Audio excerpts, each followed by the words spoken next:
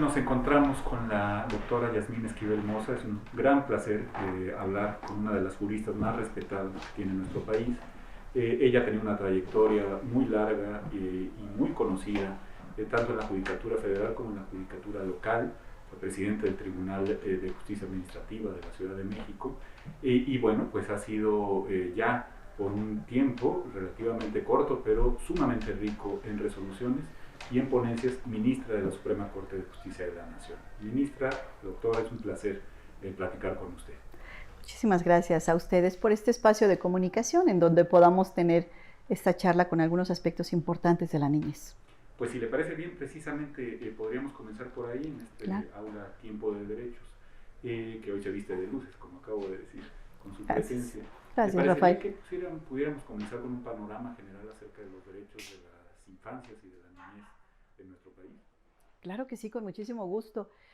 Considero yo que para establecer un panorama de los derechos de la niñez en México es necesario precisar algunos datos. En el año 2020, la población total de las niñas, niños y adolescentes en México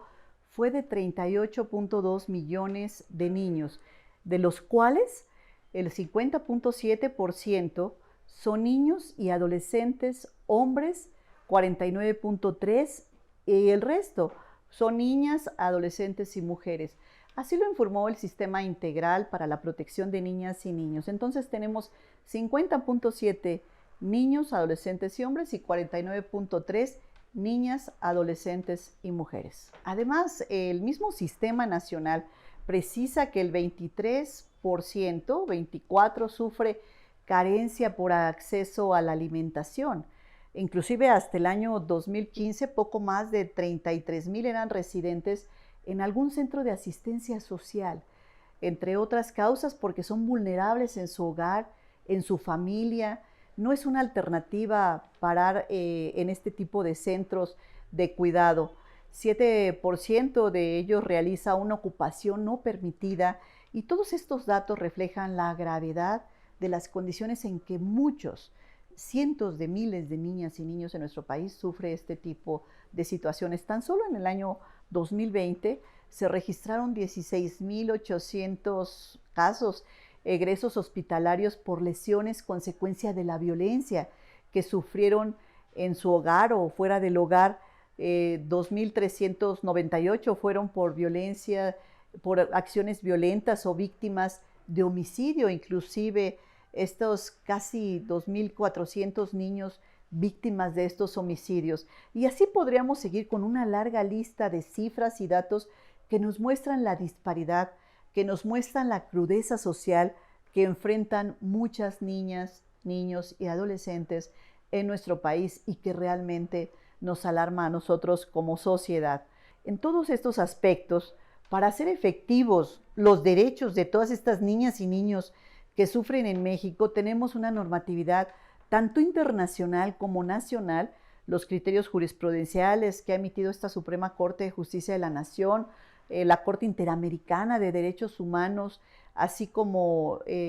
todo lo que ha hecho el Pleno de la misma Corte de Justicia de la Nación, las observaciones e informes que se presentan en este sistema universal de derechos humanos, en particular los emitidos por el Comité de los Derechos del Niño y que abarca pues todas estas observaciones que se hacen al Estado mexicano. En la normatividad internacional, algunos tratadistas, inclusive internacionales, han identificado a la Declaración de Ginebra de 1924 como la primera Carta de los Derechos de la Infancia. De manera específica, la Declaración de los Derechos del Niño de 1959 y la propia Convención sobre los Derechos del Niño de 1989, ratificada por México también, que junto con sus 3 protocolos son el eje y a su vez el estándar a cumplir por nosotros como Estado mexicano. También en la convención que fue ratificada en el año de 1990, no obstante que se hace algunos años después, cuando se reformó la Constitución Federal para reconocer que niñas, niños y adolescentes son titulares de los derechos humanos, son titulares también de estos derechos, esta reforma que derivó en la Ley para Protección de las Niñas, Niños y Adolescentes de mayo del año 2000. Pero otro punto que me parece importante destacar, otro punto de inflexión en la materia, tuvo lugar con la reforma constitucional al artículo 4 del 12 de octubre del 2012. Esta es una reforma trascendental. Trascendental, Rafael, porque posteriormente, en diciembre del año 2014, se publica la Ley General de los Derechos de Niñas, Niños y Adolescentes. Una ley que, además de establecer altos estándares de protección, crea el sistema de protección de los derechos de las niñas, niños y adolescentes en los 3 niveles de gobierno, así como en las Procuradurías de Protección de Niñas, Niños y Adolescentes, tanto a nivel federal como a nivel estatal, además de considerar la obligación de todo el Estado mexicano y de los estados, de las entidades federativas, de contar con un programa de protección a los menores. Es por ello que el pasado mes de diciembre se publicó el programa nacional llamado PRONAPINA. Este programa, siendo el segundo en su tipo en cumplimiento a la referida ley general que protege a los menores, esta ley general que hemos comentado de niñas, niños y adolescentes, es enfocado a garantizar el pleno ejercicio, el respeto, la promoción, la supervivencia de los menores, su desarrollo, su protección integral, restitución de sus derechos cuando han sido vulnerados, así como su reconocimiento como titulares de derechos. Por eso es importante la relevancia de este programa, conocer y reconocer la existencia de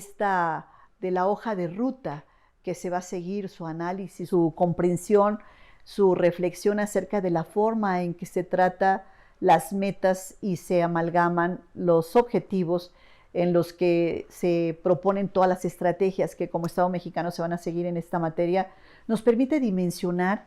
el reto tan importante que significa la coordinación e implementación de así como el punto más crítico de lograr que los diversos sectores y actoras que se apropien de este programa, sumarse y romper los paradigmas de la impunidad, la indiferencia social, el transitar en el involucramiento social,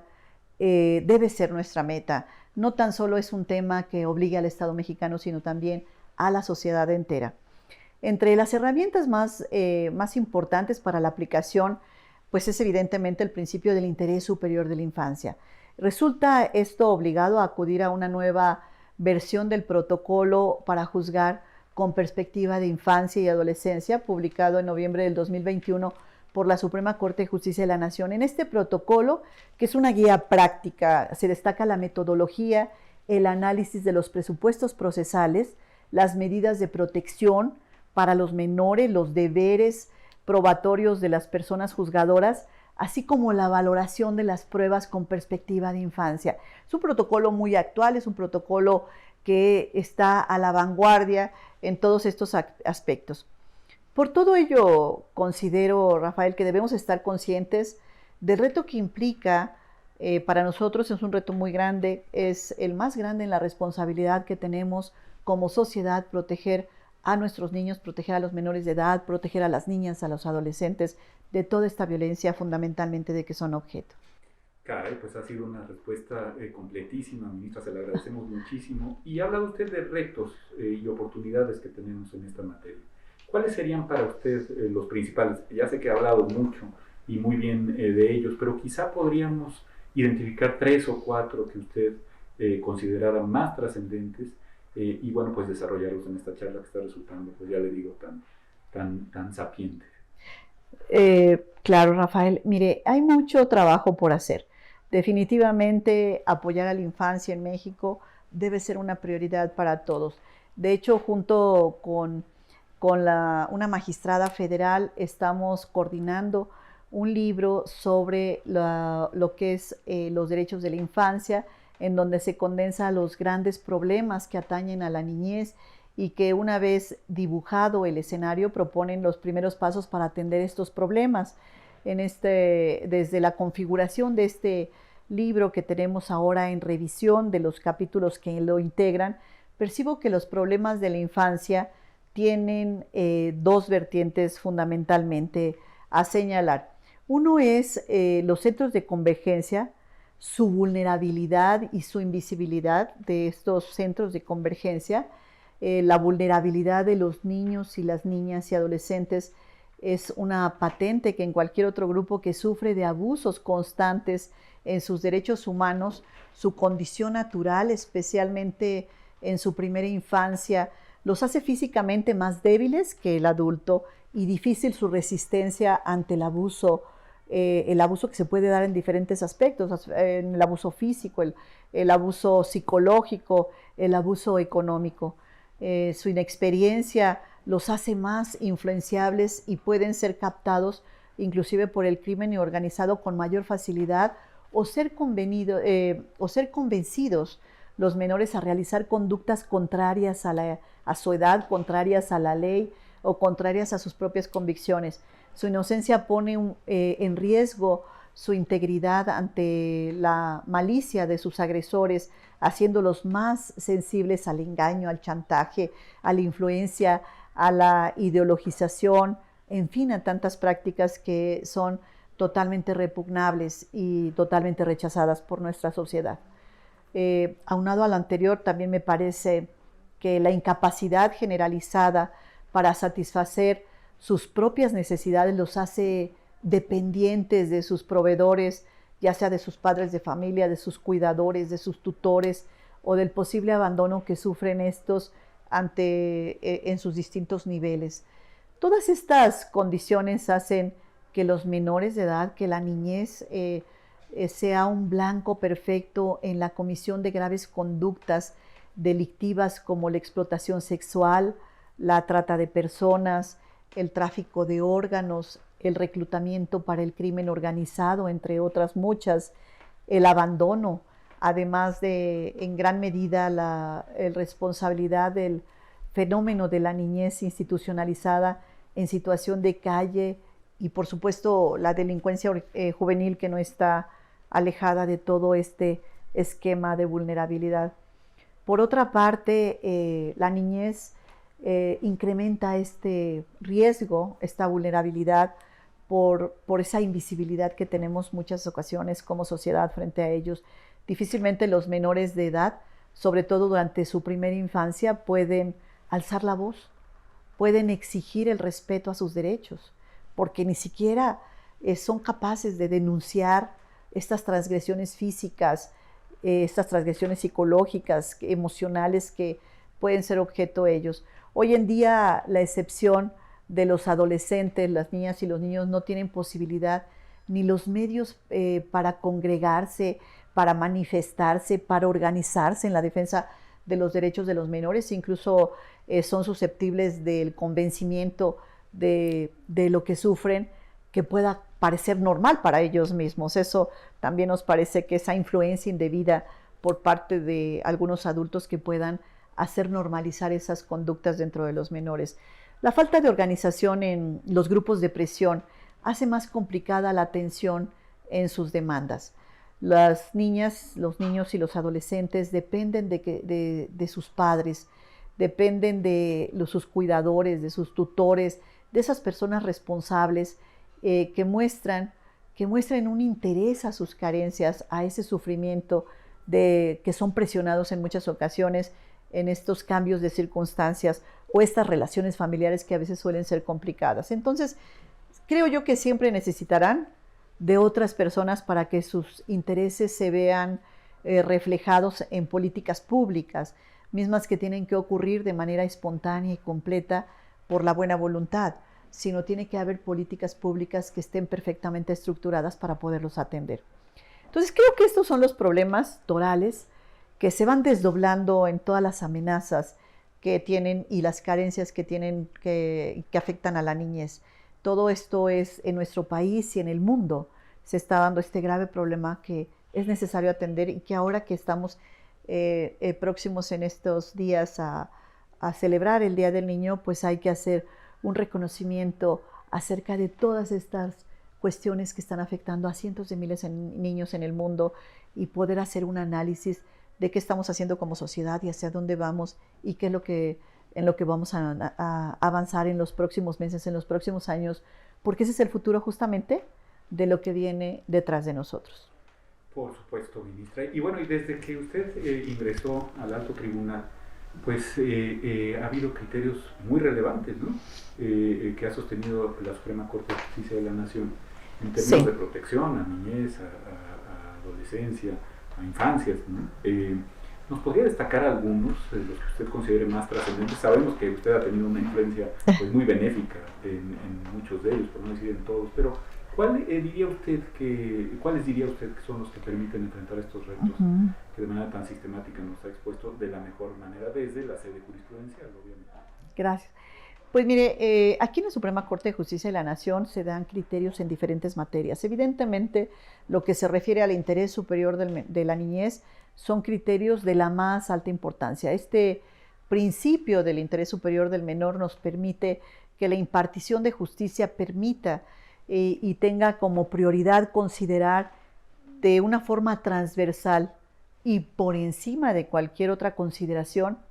precisamente a nuestros niños, a los menores que se ven involucrados en los diferentes asuntos que vemos. De acuerdo con una jurisprudencia de la Suprema Corte, la tutela efectiva del interés superior de las niñas, niños y adolescentes implica observar diferentes aspectos. Por ejemplo, entre otros, se deben satisfacer por el medio más idóneo las necesidades materiales básicas, vitales para los menores y las de tipo espiritual, afectivo y educacional.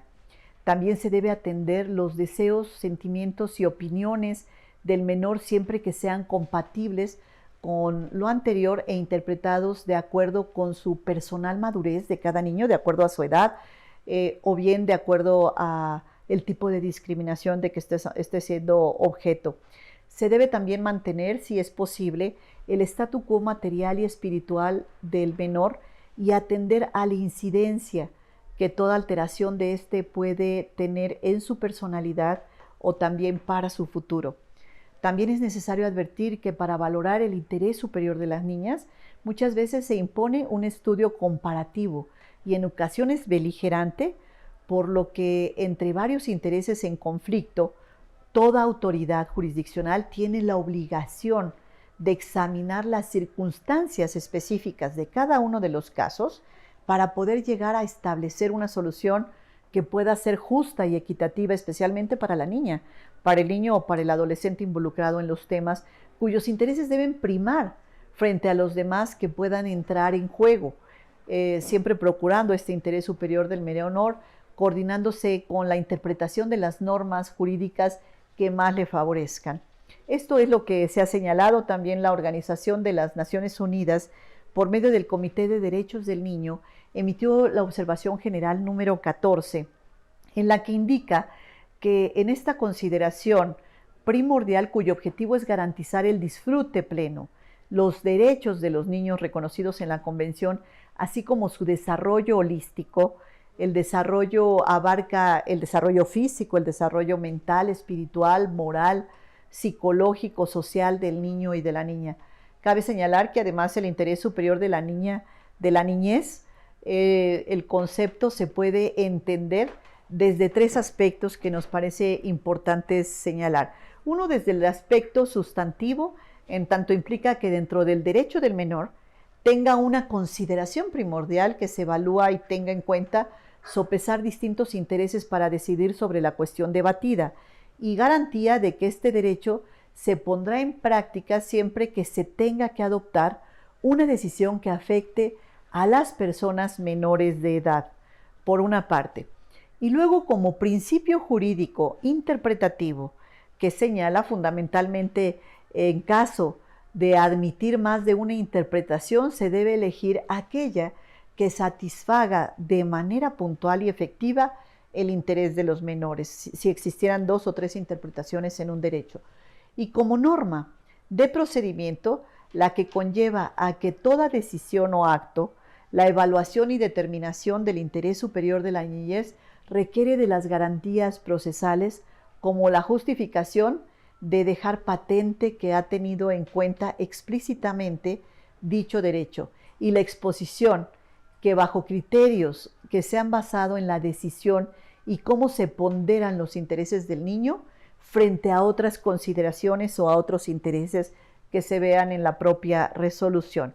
Es decir, en todo esto también se ha señalado, por ejemplo, en materia alimentaria, otro criterio relevante sin duda ha sido el relativo a la obligación de los padres de proporcionar los alimentos a sus hijas e hijos y el correlativo derecho de estos a recibirlos, a percibirlos, y al respecto la Corte ha determinado que los alimentos consistentes en una expresión de solidaridad que deriva en diversos derechos y principios constitucionales orientados a la protección de los niños y las niñas y la tutela integral de los menores. Entre estos principios constitucionales que se encuentran inmersos en esta figura se encuentra la prevención y conservación de la integridad física y moral de los hijos e hijas y el derecho de los niños y niñas a acceder a un nivel de vida digna. Eso es lo que necesitamos, que los menores tengan vida digna y adecuada, el respeto a que se vean todos sus derechos, se vean todas sus necesidades para brindarles especiales protecciones. Eso es lo que se trata y eso es lo que ha determinado la Suprema Corte. Y finalmente yo considero que conlleva además la obligación constitucional de todas las autoridades del Estado mexicano a adoptar en el ámbito de sus competencias todas las medidas que resulten idóneas y necesarias para garantizar que nuestros menores de edad vean satisfechas sus necesidades de manera integral, de manera completa, de manera adecuada. Este mandato al Estado mexicano, a los poderes, leído bajo la óptica del interés superior de la infancia y el deber de protección integral de los menores, autoriza la adopción de medidas reforzadas de tutela que atendan situaciones de vulnerabilidad en la que se encuentran ellos. Así, la Corte ha reconocido que las controversias en materia de alimentos es admisible una litis abierta donde el juzgador tiene facultades oficiosas, tiene libertad para que pueda ordenar el procedimiento, el desahogo de pruebas de todas las diligencias para resolver incluso sobre cuestiones no solicitadas, características que sin duda refuerzan la naturaleza del orden público de nuestra institución de impartición de justicia. Bajo todo este contexto, la Convención sobre los Derechos de la Niña ha establecido y prevé el derecho de los menores de edad en su nivel de vida adecuado, en su desarrollo físico, mental, espiritual, moral, social, asimismo que las personas encargadas del cuidado de los menores son los responsables en proporcionar dentro de sus posibilidades económicas las condiciones adecuadas a una vida digna para su desarrollo.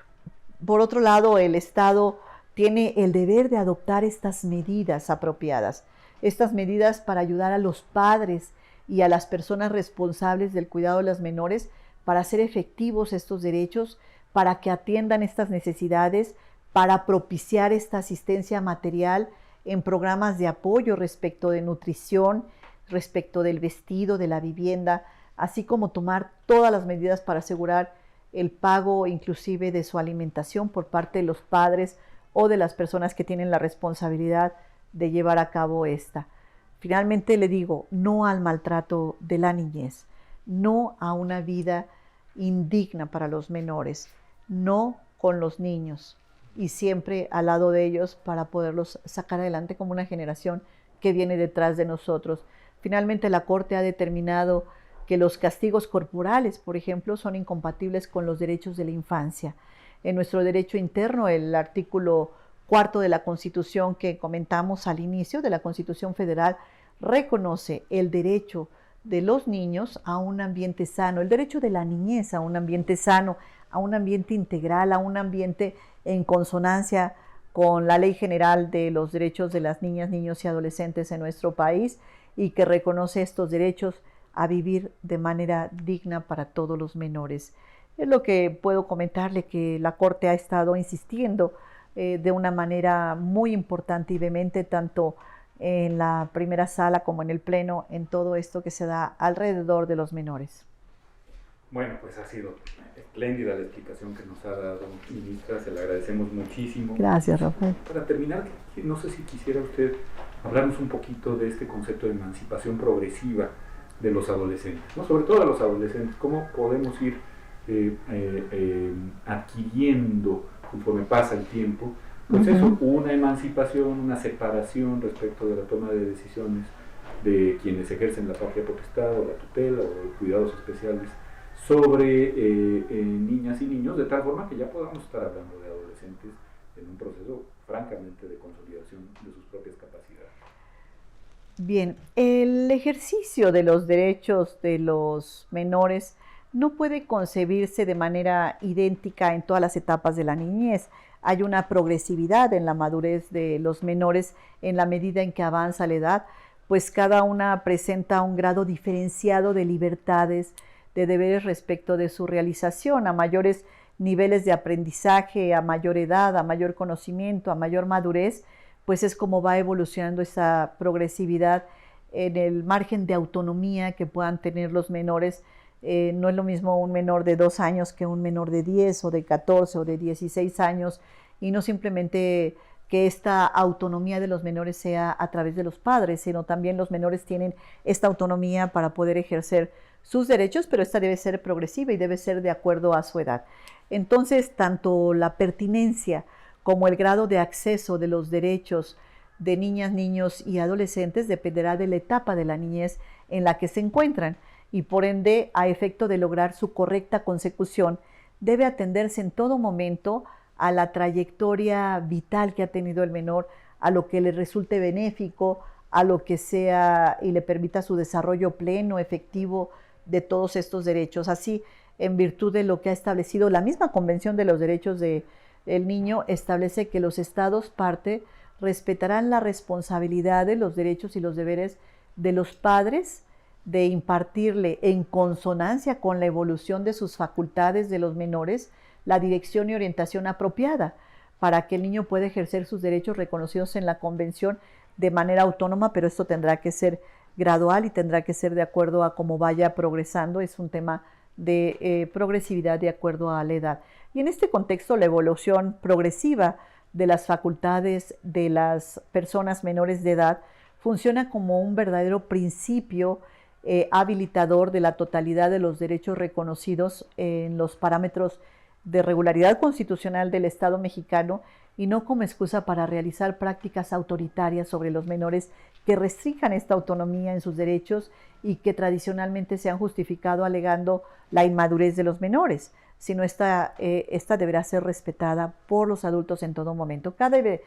destacar que además no pueden establecerse edades fijas o condiciones preestablecidas para determinar el grado de autonomía de los niños, de las niñas y de los adolescentes, pues el proceso de madurez no es un proceso lineal o aplicable a todas las niñas y niños por igual. La evolución de la autonomía de los menores va a radicar justamente en función de la edad, del medio social, el medio económico y cultural en el cual se desarrollan los infantes, así como las aptitudes particulares de cada uno de ellos. Por ello, para determinar la capacidad de las personas menores de edad, es necesario tomar en cuenta pues varios aspectos que ya hemos comentado para una ponderación, para que se realice una ponderación entre la evaluación de las características propias de la niña, su edad, como comentamos, su nivel de estudios, su nivel de madurez, su nivel social, su nivel cultural, su nivel económico y las particularidades de las decisiones y el tipo de derechos que implica y los riesgos y consecuencias a corto, mediano y largo plazo que puedan haber entre otros. Entonces, es lo que considero que dependerá y no hay posibilidad de poner reglas fijas en este tema. Caray, ha sido un privilegio platicar con usted en esta... Muchas gracias, Rafael, al contrario, el privilegio es para mí. Pues no sé si le gustaría dirigirnos un mensaje final como oyentes de este espacio Tiempo de Derechos. Ya le digo, ha sido un privilegio. Gracias. La sistematización que usted ha realizado. Bueno, gracias. Quisiera dirigirnos un mensaje final, estaríamos muy complacidos. Mil gracias. Gracias, muy amable. Pues bueno, hemos platicado ampliamente acerca de lo que han sido los derechos de la niñez, acerca de esta evolución normativa que se ha tenido a nivel internacional, a nivel nacional, de los criterios jurisprudenciales que ha emitido esta Suprema Corte desde el proceso de apropiación en principios y estándares en materia de protección de la niñez. Es decir, contamos con herramientas hoy por hoy para transitar hacia esto que en algunas ocasiones se ha llamado adultocentrismo, en donde el enfoque de derechos en el que toda persona juzgadora que tenga a su cargo la enorme responsabilidad de decidir sobre casos que involucren a un menor de edad, tenga la premisa de proteger y garantizar el ejercicio pleno de sus derechos. En un lugar común referir que las niñas, niños y adolescentes son el futuro de México, sin embargo, pues eso es común de escucharlo en muchas ocasiones, sin embargo es una realidad hoy por hoy que es el futuro de México. Lo que debemos entender es que ese futuro hoy está en nuestras manos, hoy está en manos de una sociedad que debe reconocer cada vez más estos derechos. Depende del cuidado que procuremos a la infancia, de satisfacer todas sus necesidades, de mantener el respeto a sus derechos. Todo ello depende de que los adultos y las personas que tengan a su cargo el cuidado de menores, tanto en su enseñanza, que les brindemos todas aquellas herramientas para que los niños se puedan desarrollar y las niñas de una manera libre, de una manera adecuada, de una manera alegre, de una manera en donde ellos estén vinculados totalmente con esta sociedad y que se sientan queridos, se sientan respetados, se sientan contentos en su casa, en la escuela, en la sociedad en la que están viviendo. Esta es la responsabilidad que tenemos hoy por hoy. Esta es la alta encomienda que tenemos de tener que hacer frente y tratar de evitar todo aquello que pueda doler, afectar o que pueda agraviar a un menor. Hoy por hoy tenemos ese compromiso, esa responsabilidad y tenemos que asumirlo como sociedad. Muchísimas gracias. Muchísimas gracias, gracias. Rafael.